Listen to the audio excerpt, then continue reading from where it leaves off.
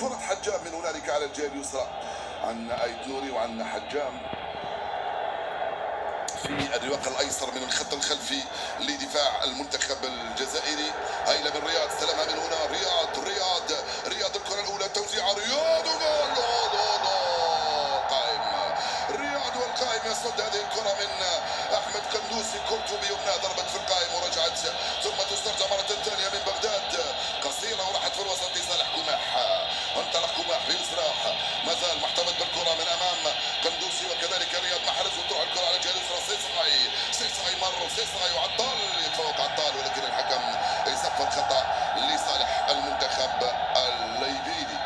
اتمنى نستمتع باهداف كثيره جدا. كنت اتحدث عن حجام، عندنا حجام وعندنا ايت نوري في الجهه اليسرى، عندنا عطال وعندنا فارسي على الجهه اليمنى. طبعا حتى